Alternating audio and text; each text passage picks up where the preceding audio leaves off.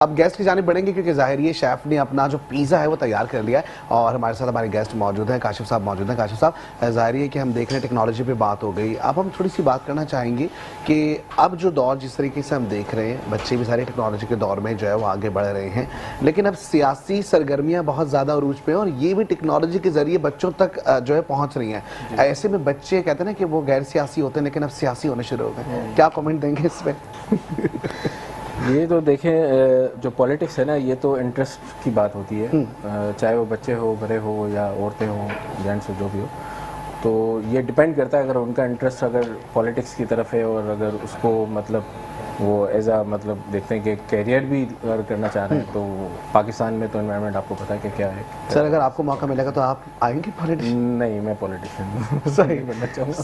सही नहीं। अच्छा, एजुकेशन के म्यार के हवाले से बात करेंगे। जब से टेक्नोलॉजी का दौर आया तो हम देख रहे हैं कि एजुकेशन का म्यार बढ़ना चाहिए था, क्योंकि ज़ाहिर हम देख रहे हैं ऑनलाइन सारी चीज़ें हो गई, तो वो जो एक रिटन फॉर्म में बच्चों की प्रैक्टिसेस है ना, वो हमें नज़र नहीं आती। इसलिए बच्चे अक्सर हम देखते हैं कि क्लेम भी कर रहे होते हैं, फेल हो जाते हैं, उनकी कॉपीज़ जो है पूरी नहीं हो रही होती। या ये ज़ाहिर यहाँ पे भी एक और मसला ये है कि क्वेश्चन कितना टेक्निकल है, या हम ये देखें कि हमें चॉइसेस जो हम एमसीक्यूज जिसे कहते हैं, क्या इस तरह के क्वेश्चंस दिए जा रहे हैं, लेकिन वही हम देख रहे हैं कि अभी भी थ्योरेटिकली वही पुरानी चीज़ें हम देखते हैं कि जिसमें रिटन फॉर्म में होता है। क्योंकि रिटन फॉर्म में होना ज़्यादा ज़रूरी, या अब जिस तरीके से हम देख रहे हैं टेक्नोलॉजी के दौर में सब कुछ एमसीक्यूज पे बेस हो गया। बिल्कुल सही। रिटन फॉर्म में मेरी जो अपनी अगर परसेप्शन है, तो उसमें रिटन फॉर्म में होना ज़रूरी नहीं है, क्योंकि अब जो है वो डिजिटल जैसे आजकल दौर है, तो उसमें हमारे पाकिस्तान में बदकिस्मती से जो है एजुकेशन को इतना वो ज़्यादा स्टैंडर्डाइज नहीं किया हुआ, और उसमें वही पुराना स्ट्रक्चर चल रहा है जैसा आपने बताया, और बोर्ड के वही एग्जाम्स उसी तरह से हो रहे हैं, और उसी तरह अगर कॉपीज़ अगर आप 2-3 फिल करेंगे तब जाके मार्क्स अच्छे आएंगे।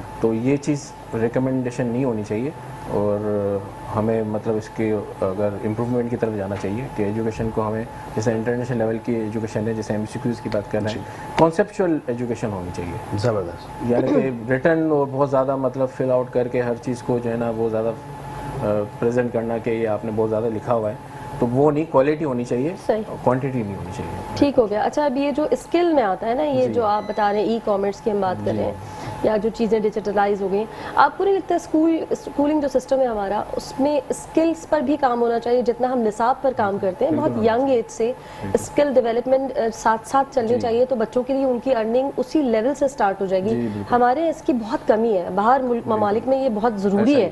बिल्कुल, यूएस में, यूके में, अगर जी हाँ बिल्कुल, वहाँ बहुत इंपॉर्टेंट चीज़ है कि बच्चा पढ़ाई के साथ साथ अपनी स्किल्स भी डेवलप करता है। अपने चैनल्स बन जाते हैं और उनके अपने वो अपनी गेम्स बनाना शुरू, कोई ना कोई स्किल उनके पास होती है, कोई भी, क्या वो खिलौने बना रहे हो लेकिन वो कुछ जानते हैं। उनका जो इंटरेस्ट होता है उसमें वो उनको मतलब प्रैक्टिकली बताते हैं कि आपको मोबाइल ऐप कैसे बनानी है, वेब डेवलपमेंट कैसे करनी है। पाकिस्तान में जैसे एजुकेशन की बात हो रही थी, उसमें यही चीज़ है कि स्किल्स की भी ये बहुत बड़ी कमी है। बिल्कुल, हम आपके चैनल के थ्रू मतलब रिकमेंड कर सकते हैं कि अगर एजुकेशन डिपार्टमेंट हमें ये ज़रूर होना चाहिए। चलें, अब क्योंकि इजाज़त का वक्त हो रहा है, हम चाह रहे हैं आप अपने कैमरे पे ज़रा ज़बरदस्त सा मैसेज जो है वो यूथ को दे दीजिए।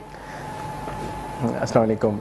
मेरा मैसेज यही है कि जो भी काम करें ऑनेस्टी के साथ और हार्ड वर्किंग के साथ करें, और सिर्फ अपने ही नहीं सोचें बल्कि आने वाली नस्लों के लिए भी सोचें, और जो भी काम करना है वो अपने दिल से करें, चाहे वो एजुकेशन का काम हो, चाहे वो बिज़नेस का काम हो, चाहे वो ई कॉमर्स का काम हो, कोई भी काम हो। जैसे फलाह बहबूद का भी काम करते हैं लोग, तो वो भी मतलब उसमें सिंसियरिटी होनी चाहिए। बिल्कुल ठीक हो गया। अब आपका बहुत बड़ा फर्ज जो है इस वक्त सर अंजाम देना है आपको। बिल्कुल जी, हम उसका इंतजार करें, लेकिन उसके साथ साथ मैं आपको बताऊं अरसला कि खास करके बड़ी अच्छी बात कही है कि जी कोई भी काम अगर सर अंजाम दे रहे हैं ना, तो प्रॉपर दयानतदारी के साथ, सिंसियरिटी होना बहुत जरूरी है, खुलूस के साथ करना बहुत जरूरी है।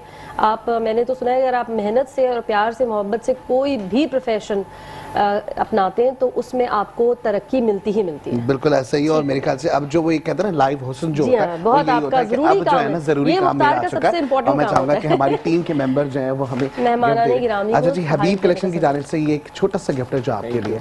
बहुत शुक्रिया, आप हमारे साथ मौजूद थे और हमारे साथ प्रोग्राम का हिस्सा बने।